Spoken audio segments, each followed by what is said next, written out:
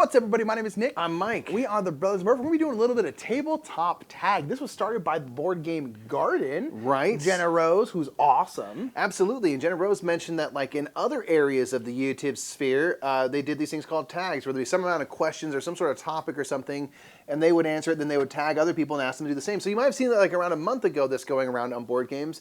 And we have our first free moment, and we were like, I want to do these questions. Indeed. So we're going to do our own board game tag. Thank you to Black Board Gaming. Yeah, Dwayne and Alicia. For nominating us. We feel very honored that you consider us to be people who would We were answer very some honored. Like, questions. oh, that's cool. I love If you haven't checked out Black Board Game, the link down in the description below. We They're love them. absolutely incredible. They're such lovely people. And they tagged us to do this. So we're like, okay, cool, let's do it. We just haven't had a free moment until now. So now we're going to go ahead and do it. So we have 20 questions here. Mikey hasn't really seen them at all. So we're like, yeah, we'll just kind of go for it. They're all pretty easy questions. So let's go ahead and start with the first question. All right, so the first one is name, age, location. A little ASL. Remember back in the day? Wow, dropping it back, dude. Name, The age, AIM location. days, Yeah. man. So ASL? I'm 35. Yeah. I'm a dude who lives in Oxnard, California. Indeed. I am. You're also named Mike. Oh, Mike. My name is Nick. I'm 32. I'm Mike's little brother, if you didn't know. People always ask, like, which one's older? He's older by 3 years. I always think I'm like, that's not very apparent by how ancient I look. You like, are much more gray than me. But I'm also going bald and you're not. That's weird. So it's like you're going gray, I'm going none. So it's like I feel like we both, either one of us could be older. I see. Yeah. I see this now. My location, I also live in Oxnard, California. Yeah. All right, let's get into the next question. These are easy. Indeed. Mikey, our favorite childhood board game. I still Okay. feel like I never really had one. Well, I'd say the one that we did kind of have was Sorry. Sorry probably would be my answer. Sorry Clue was tight, but Sorry was the game that like we had Yes. that people would come play. Yeah. And it was actually a game that was like the neighborhood's game. Yeah. Our neighbors bought it for us, but it was Yep. for all the kids because there was a bunch of us that were similar ages and it got to live at our house. So Sorry to me was like the game. Yeah. The first game I remember playing was Hi Ho Cheerio. Game of Life got some love, but Yeah. Sorry to me is the one. It's all those mass market kind of things. A little yeah. bit of like Stratego, like when we were a little bit older. Yeah. But like we didn't play too many board games growing up. We started playing board games when we got into like our 20s and stuff like Way that. late so, in life. So yeah, so we didn't have, but Sorry would be the one. That's the one I remember playing somewhat often. I remember watching commercials for a lot of the games, Yes. like Crossfire, and I wanted all of them. And like Hungry Hungry Hippos and like Perfection and stuff. Yeah. but we never had those. No, So no, we, Mom we- was like, no, you're not so playing yeah, because Mom didn't like board games. She's like, no. You will not make me play this. Yeah. so But sorry, I was guess the is one. our answer. Yep. All right. When did we really get into the hobby? Oh man, I don't. This know. is kind of weird because we kind of had a was a- long. It happened in a lead-in. couple of. It happened in a couple of steps. Yeah. There was a long time of no board games. Yeah. And then we had like, I don't know, 2 or 3 years where we owned Catan, Pandemic, and like Zombicide, like Talisman, a couple. And then we just cruised on that for like a years. long Yeah, time. years. And then One Fateful Christmas came. This was probably like 2016. We went, no, maybe it was earlier, 2015, around that time. Gosh, when was it?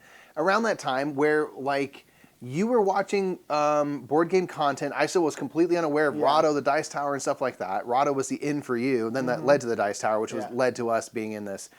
But like one Christmas, like we started buying some more games. And then we went to our first like little convention at MeepleCon, which is now Dice Tower West in Las Vegas. And then it kind of took off from there. But it was around 2016 that like we made the next jump. But we were in this like sort of semi-aware of the hobby, but not the depth of it or like the content creations, any of that. Yeah. For a while. For a while. So it was this weird like step up, and then we plateaued, and then we went. Yeah, we kind of had and then- our few games. Where like, okay, these are the games that we have, and that was pretty much it. And then And like without like any interest of like, I wonder what else is out there. Like it never No. occurred to us to like keep exploring at all. and the way we kind of got more into it was I started watching painting tutorials because I wanted to paint Zombicide. Yep. And from painting tutorials, I was specifically looking at how to paint Zombicide videos. There was in the suggestion bar, which you click on. You ever see one of our videos in there? Click it. Please click it. But nonetheless, I saw game reviews from like Rahdo, the Dice Tower, Watch It Played, and you're like, what's teaches. all this? And then I eventually started clicking on those a little bit here and there, and then that's when the whole thing snowballed. But so that's when we really got into the Around hobby. 2016. Somewhere in there.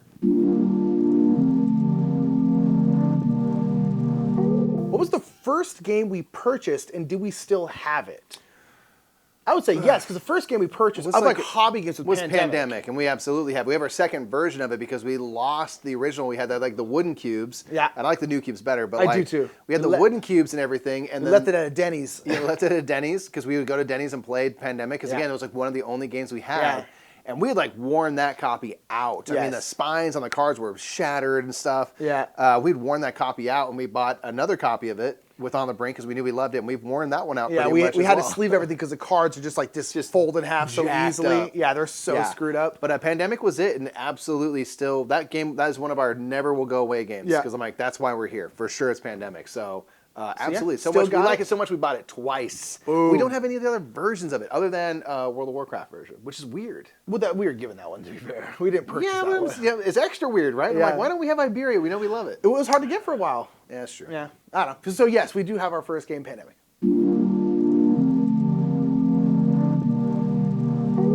What are your hobbies other than board games? No. Boom. Answer. Done. Okay. No, I'm just kidding. We like to rock climb. We Yep. don't have a ton of time to do it. But sure. we're always We trying. sure did, and now you have a kid. Yeah, I know. But we're always trying to figure out ways to get back to it. Yeah. Rock climbing, we both read. Nick paints and does art. Yep. I do theater. Yep. Again, all of this is more in the before times than now. But yeah, those are some hobbies. That's like the main we like ones, to camp yeah. and stuff. Yeah, we like We're anything naturey people. outdoorsy is we're very into. But yeah, our main hobbies like probably like reading, climbing when we have a chance to, and then I do art, and so I paint minis and then do drawing art, and then Mikey acts. Yeah, that's what we do.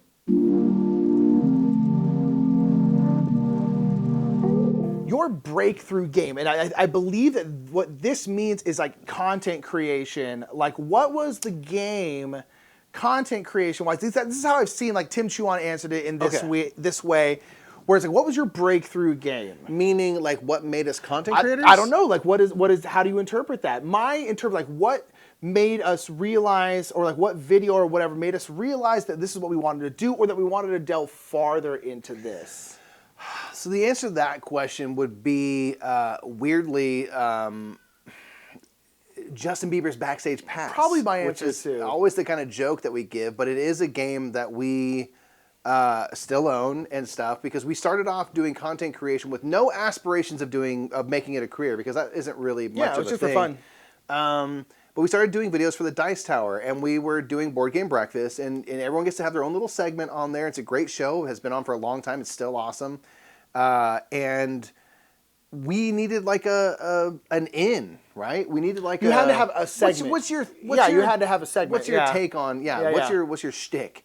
And we're like, you know what? Let's go to thrift stores because we'd had some success buying games. These are not like hobby games, but at the time we're like, these are cool finds, you know? Got Pit and stuff, which are good.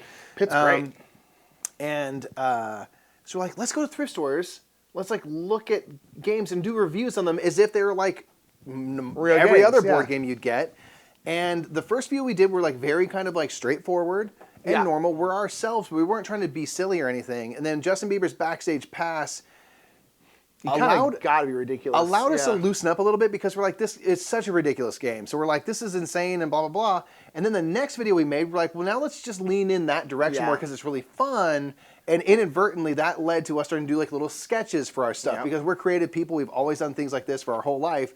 And that started this pebble rolling down a mountain, collecting snow and stuff. Yeah. That led to us realizing like, hey, we can be creative in this format. Oh my gosh, that's really fun. Hey, we can give our opinion about games like properly. Let's start our own channel. Yeah. Based off of that, like we got into a podcast and we do this and that. Then we start to get sponsored by some people. Then we started working with Board Game Geek, and then we start turning this into a full-time career for both of us. So like that game, looking back, little did we know, was absolutely a turning point in our life that led us down a path that is led to this. Yeah, that game, and there isn't like a specific game, but I also say when we started live streaming, that was a big turn because we've always been big pushers of live streams and board game live streams, particularly board game Twitch. And I think that is kind of like one of the things we got to be known for is the fact that like, they're the guys. We started that really early, and that gave us a great like direct line to our audience. So I think we built a really strong sense of community as a result of live streaming. Yeah, so that's not like the first game we played was Forbidden Desert. That's not like I would say a breakthrough game, but like when we started live streaming, I'd say that was the other kind of big breakthrough moment. Yeah, and then just kind of snowballed from there. But Nothing's Justin Bieber Backstage Pass is probably my choice too, because that's when we started becoming. It was like we started becoming just our kind of normal weird selves, and people didn't push us away for it, which was cool. So we appreciate that. Thanks for the embrace right there. Yeah, it's nice. So yeah, that's it. A theme that always draws you in, Mike. I'm going to go with a slight cop-out. Okay. What's your comment? And I'm just going to say a theme that's different. And what I mean by that is just like there are a lot of themes that get repeated, and really like I am instantly interested in a game if it just has a theme that I've just never really seen before. Sure. And that could be really anything. But like I just would love to see more and more and more themes of everything, and that's kind of my cop-out is like a theme I'm really interested in is one that as I'm like, oh, that's kind of different, because that to me makes it instantly interesting. If there's a theme that like already exists a lot, I like nature-themed games, kind of like Cascadia-ish, kind of. I think they're just cute, they're cozy, they're very neutral. You know, it's just like I really like them. So if I had to pick one that already kind of exists, I would say nature. But realistically, one of the reasons why I think Wingspan was so successful, at least right out the gate, I do think it's an incredible game, was because they haven't done many bird watching games. It was birds, and now there's a lot of nature games. Yeah. Now there's a lot of bird games. But when Wingspan came out, there weren't really any. Yeah. And so the thing is, it's just like, I think that's one of the main reasons why it was so popular right at the gate, because it's like, whoa, look at like really pretty birds. And it was like, it was different. So my thing is like, look, if you have a game and the theme is pasted on, little Castles Birdie action, put a different theme on it. Use tasty glue. Put a different theme on it, because then it'll get people's attention because it's just different. So to me, the real answer is anything that's different. Literally anything that's different. You stole my answer completely. Anything that's different / nature. Okay, there you go. Yeah. What Nick said. Yeah, pretty much that.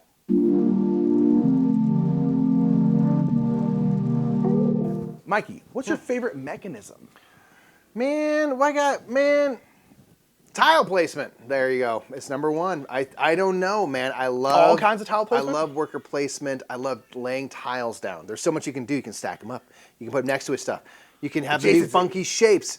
Tile placement is always great. I always enjoy a game that includes in some way tile placement elements. So I think that's my number one. I would still say worker placement. I'm not quite. I used to be any worker placement game. I was just like, I want to play it. Now I'm not quite that obsessed with it, but like it's still my favorite. I still think it's one of the best ways to do action selection.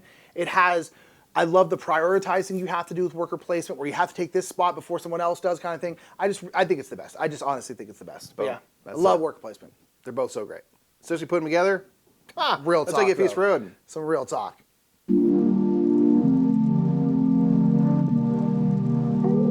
Mike, what's a mechanism you don't like, or a mechanism you're just not good at? Oh gosh, I'm not great at and don't love area control all the time. I can enjoy it. I don't think I'm that great at it. Because you can just get really strategic and smart and like thinking ahead. So something like a scythe, for example, I'm like kind of doing this and they just get wiped out somehow. I'm like, I thought of everything. And they're like, this grain was left unattended. I'm like, that's on me. That's on me. Fair. That's fair. So like area control is like never going to draw me into a game per se. Like sometimes if it's like a specific it'll never draw situation, I could be like, I can get excited for that. You know, we played Sky Mines recently, which is like kind of an area control game. I like that. Yeah. But it's because it's fueled by other actions. But the area control is not what's drawing you in. Yeah, so I'd say like, I don't know, like that's one that I'm not as drawn towards. Yeah. I hate negotiation. Negotiation is the worst thing. Not a diplomacy guy. Worst thing in any game ever is negotiation. That's my least favorite thing. I will also agree with that. I don't love. I just have no I think it's such a interest. great thing for games, and for some people it's really exciting. Yes. I'm like, I get why I'm people an like it. anti-conflict person. Yes. I do not want to get into like, let's do that. I bought a car once. It was the worst experience of my life because I'm like, I don't want to have to be like, oh, I'm a walk, you know. Yeah, and like that's what you got to do in those games. Like, yeah, and again, I get why people like negotiation. I just very much don't. I don't really love like social deduction games. I'm actually relatively good at social deduction games, but I don't like love them. And I generally don't like deduction stuff. I'm not good at like riddles. I don't like escape room games because like it's just those kinds of games I'm just not particularly good at. And so I just don't really like them. But negotiations for me, I hate negotiation games. It's the worst, the absolute worst.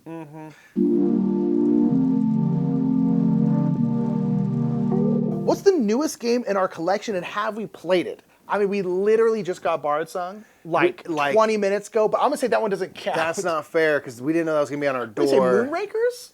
Moonrakers we just got. We have played. We haven't played the actual, like, normal version of the game. We played the cooperative. Which is really good. Which you can play with any copy of Moonrakers or your expansions and stuff. You can play with Luminor, which is a cooperative way to play. Yeah. So we haven't played Moonrakers properly, and by that I mean the classic way. But speaking of negotiation, we're probably not going to play it that way, because that's what it's about. So we'll probably play the co-op. So we have and haven't played that. Yeah. And that's about the newest game we have. Yeah. Everything else we have that's pretty brand new outside of Bard Sung, we have played at this point. Yeah, we're usually relatively good about playing stuff more or less right when we get it. We don't like to have a big shelf of opportunity. So we usually play stuff pretty quick. But nowadays, a lot of times we're getting like new stuff like Bard Sung. That's coming through the door for work. Yeah, exactly. Yeah. So, but nonetheless, I think probably Moonrakers would be the one I'd consider. And we have played it, and it's good. Favorite player count? 3. 3, that is the answer always. 3/2. Like, listen. 2 is great. 3, I think, is the sweet spot. Yes. I think 3 is truly the best. Yes. But I will. 3 is my favorite. I will play 2 before I ever play 4. Yes. You know what I mean? Yes. I don't need to play 4-player games. Make games shorter. I would rather play 4 games than 2 games. My thing is, if we have a group of 6, break into 2 groups of 3. Like, I know it kind of breaks like the whole point of being social, but I'm like, how many 6-player games are there? No. You just got to be more willing to break up. There's a lot of 5-player games. I would rather have a 2-player game and a 3-player game. Personally, like, it's just, to me, it's like, I want to play a lot of games, so it's just like, make the player counts But 3 smaller, is the sweet spot. 3 is always the sweet like, spot. a lot of the games we like are like midweight Euros, and they are usually 1 to 4 or 2 to 4 player games. Yeah. And so 3 is going to be the sweet spot. It's not too long. It's not too non-competitive. 3. Yeah, for sure. I know it's a boring answer. Everyone probably says 3. But it is the best. The answer is 3.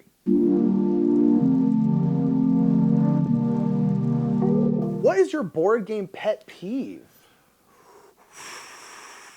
Okay, so do we think this means like things that board games do, or things to do with this hobby? It just says board game pet peeve. I would think board games is what I would guess. Okay, cool. I can get away from being such hot takes. Non-intuitive iconography. Ooh. Or / there's some player aids out there that are not useful. They do not clarify anything. And I'm like, what is the purpose of this device? It doesn't make anything clear. I will Praga Kaput Rainy. Hop on that back for a second and talk about Praga Kaput Rainy. When you don't give player aids for every person. Yeah. Don't give us 2 for a 4-player game. Give us Praga 4 does that too. player You only aids. have 2, and they're not useful. So I'm like, this is just useful. a waste of actual paper. My biggest pet peeve is score tracks that don't have numbers on every single space. Yeah. Don't have numbers on every 5. You can fit the number on there. Just put it on every single space. Because so often I'm like, I'm in the middle of these 2 5s and I need to count 17 points. I don't know how far I need to go. Just put them on every. It's so dumb. I hate it. It drives me crazy. It doesn't cost you anything. No, it costs me a little bit more ink. You already have the space for it. Just put a number on every spot on the score track. It drives me bananas. Yeah, I think it's a fair gripe. And then not having enough player aids for all the players drives me crazy. And having just general, like, it's so possible to make good graphic design and good icons that lend to me, like, what I want is like this iconography lends me to a thought and an idea and a strategy and stuff, because everything is nice and clear. And when you're having to get like, what does that icon mean again and stuff, and like a lot of games are icon heavy and it takes a little bit to download what do these icons mean? How do I learn the language of this board game? I don't mind that. But it's especially good when they kind of create a flow for your brain. And if there's ever things that are so confusing that I have to several times through a game be like, what does that mean again? Is like, now I can't enjoy the flow and the play of it because I'm just trying to learn how does this game function, not what I should do in a game. Yeah. Those are some things that are board game specific. Yeah.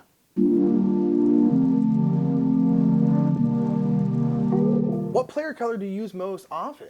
I'm a blue guy. Now, what's your number 2, though? Because Karen, Mike's wife, also likes to play blue. I will default to green a lot. Okay. Nick's usually a yellow dude. My choice would be orange or purple, but those aren't very common, so I usually choose yellow. Yeah, and if I have a choice and stuff, I'll do like an orange or purple or pink. I think is really fun. Or I like white. If ever white's a color, I think it just pops on the board. I think it always looks really cool. I like gray. Every once in a while, a game has gray as a color. I'm always like, ooh, gray. Yeah, but out of like the standard 4, the red, yellow, blue, green, I'll be blue then green. Yeah, I choose yellow because it's the closest thing to orange. If I ever choose red, and I do sometimes, I get confused. I literally forget that I'm red every time. I don't know Every why time, I yeah, ever choose that. But yeah.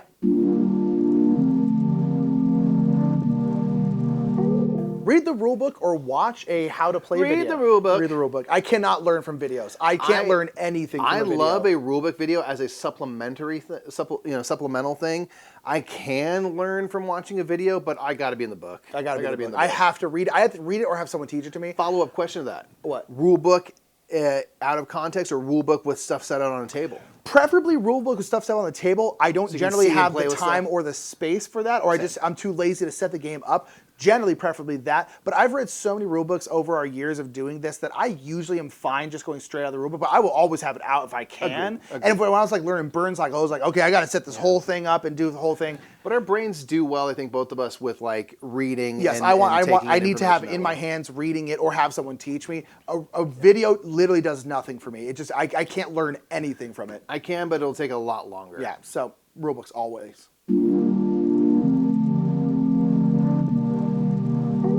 Favorite snack to eat while gaming? My answer is honestly probably none. We don't snack a ton when we If I had to pick a snack, I'd pick my favorite snack, which is baby carrots, because one, they're not messy. Yeah. And two, they're great. But like honestly, coffee or a drink. Like some kind of like a sparkling water or a coffee. We always have a beverage, sparkling water or coffee. That's the question. It's like, what do you want to drink? We'll switch this because the answer for snacks is none. Yeah. So what would you want to drink? Coffee. Coffee, probably. Cup of coffee. It can be decaf and stuff. I don't need it for the caffeine boost. I drink too much coffee as is. But I'll do like a cup of decaf and stuff. I want to have a hot drink. A warm beverage. Yeah. Yeah, I'm same boat. Same boat.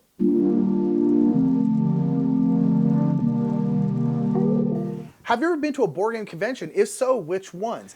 Yes, many over the years. I'm gonna shift this question to be, what con would you like to go to? Ooh. We're at Gen Con at the time of this video coming out. We're at Gen Con. Say hi if you haven't. We go to a lot. We go to Gen Con, PAX Unplugged, usually Dice Tower West, sometimes AirCon over in the UK, maybe one of the Board Game Geek Cons. We want to go to Essen. So we go to a lot. Yeah. So what con would you like to go to? Essen is the one. Essen Spiel in Germany. We had a plan to go this year, and that's going to have to wait till maybe next year. Yeah. That's the biggest one. It is literally the biggest one. I want to see what that looks like. That's where the most releases happen still to this point every year, Gen Con being a second. Essen is like Gen Con's bigger, badder brother, and I want to see what it looks like to have 100,000 people walk around and buy board games. Well, and there's just so much more diversity. I just want to be a fly on the wall. There's so much more diversity in terms of where the games are coming from. Oh, yeah. You have publishers from all over the world, whereas Gen Con is still very you'll have European publishers and American publishers, and maybe some other North American publishers. But Essen, you have like a publisher from Indonesia will have a booth, and that's what I want to see. Because truly world of gaming right yes, there. My answer is I want to go to a con in another country, but in a non-Western country. Yeah. There's MeepleCon, which is in Mumbai, in India. There's one in Nigeria. I want to go to a non-Western board game convention so badly. Yeah. Just because I just think it'd be cool. I think it'd be so fun to experience that culture, but also have that shared love of something that we have together. We have people who watch us both on YouTube and on Twitch who are from South America, from Brazil and stuff. From Brazil, from different parts of Asia and the Middle East, stuff like that. So it would just be so cool I just want to go to a con somewhere in a non-Western country. We also have every kind of intention every year, once we, now that we can kind of get back to traveling, of doing more of the regional and local conventions, but around the country. There's a Granite Games Summit. There's Grand Con in Grand Rapids and stuff. I really want to go to some of those and just hang out and play games, not have any sort of work stuff associated. I think that'll be so fun to do.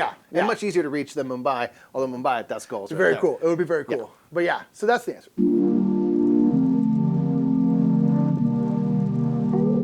Which unreleased game are you most excited for? I don't really know. Oh, unreleased. I don't know. Here's the thing. This is confession time. We're notoriously bad at knowing what's coming up that isn't out already. Yeah. I'll say this. I'll say Great Western Trail Argentina. We love Great Western Trail. We're going to get a chance to play Argentina at Gen Con. Today, actually, as you're watching this video, we're playing it. That's a good point.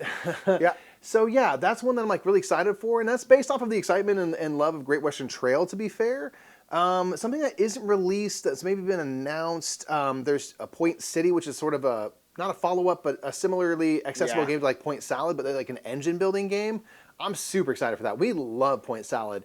So if there's kind of a game where we can give you like a quick little engine builder, I'm very pumped for that. Yeah. We'll have a better answer for that after we go to Gen Con. Probably, yeah, probably. There'll be some stuff released. Yeah, I don't know. There's a couple like Kickstarters, like Darwin's Journey, that's gonna be coming in at some point, I assume, this year. I'm excited for that. Fit to Print's coming from Fallout, Flat Out Games, where you're like, like that seems making cool. a newspaper. Yeah. But yeah, I don't really know. We're very bad at knowing what's coming out. We have a hard time. I have a hard time knowing what's out now, let alone what's coming out. And so, yeah, I don't know.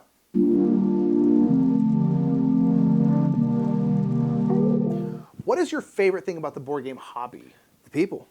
People. You know, like being able to go to a place where there's 75,000 people and you're like, I have one thing at least in common With everyone here. everybody here. Yeah. That's really cool to like have that sense of community, to have that sense of belonging to something. You're like, wow, this is really neat. Yeah. So that's the thing, you know, like we've met so many great people doing board games and stuff, and we're very fortunate to have a platform which allows us to meet even more people. But like it always comes back to like who you're playing with. I could care less about the game ultimately. I just want to have a good time with my friends.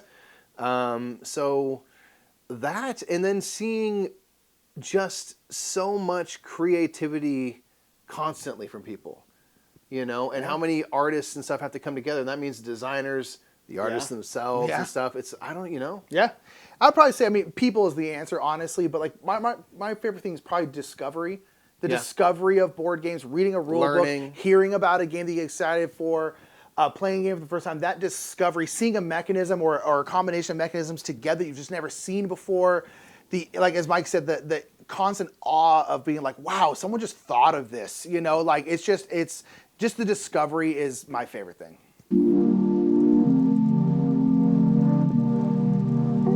Mikey, open and punch a game right when we get it, or wait till we play it for the first time? Punch it right away. Right I love to punch. It's a meditative De-shrink experience. in the car is the answer. Absolutely. I want to see all the bits. No, we are instant de-shrinkers punching. We might not get to a game right away, although we, as we said, do typically play a game. Like if we're getting a game, we're getting it so we can play it. Yes. You know, but I like to punch it out straight away. Right away is the answer. I don't like putting a shrinked game on the shelf. To me is like never will happen. blasphemous. I don't understand. I see people like content creators have shrink games on the shelves. I'm like, how? At least take the shrink off. At least take the shrink off. You don't have to like, punch it. No one can see inside, but take the shrink off. I'm like, that triggers me. Like, no, de-shrink punch. You might not play it right away, but even then we can look at all the stuff. Like, no, I love you know what one of my favorite games and board games is punching out tokens and trying to figure out what tokens go together / what they do while having no idea. We literally about want anything. to do a challenge, and maybe we can do that with some of our Gen Con games, where it's like literally you get an unopened box, and you have to open it, punch it and stuff, and try to figure out what you can figure out. And you have to play it, but you don't know how to play it. Can you come up with a way to play this game completely blind, no rule book, no nothing? Yeah, I want to see like how accurately can we play a game just you can based read the off back of the everything. box. That's it. Yeah, that's the only info you get. And so instant punch, instant de-shrink. That's the only way. Absolutely.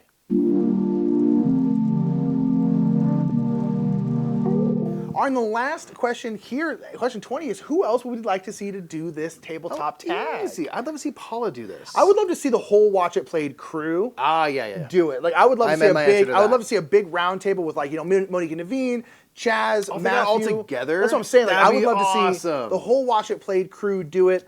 I would love to such a good see video. Shea do it. RTFM show. RTFM show. Rado runs through. I would love to see like Ruel do it. I would love to see like Brain in a Jar do this. Really, anyone? Honestly, I just think I love to hear people's journeys and people's interests in board games. So yeah, I think that'd be super cool. The short answer is everybody, because I just want to hear about how people got here in this gaming and what makes them tick. Right? Yeah. People coming back to like people being my favorite thing about board games. People are infinitely interesting. Yes, every single one of us. And so I just want to hear your story, you know what I mean? Yeah. And that's what's so fun seeing so many people do this tag. Yeah. Is we got to learn a lot about some of our very favorite people. So that's very cool. Thank you for the nomination. Indeed. From Black Board Gaming. And we Dwayne really Alicia, appreciate you. Love you to death. And that's it for everybody. Until next time, I'm Mike. I'm Nick. We're the Brothers Murph, and that was the Tabletop Tag. Thanks, Jenna.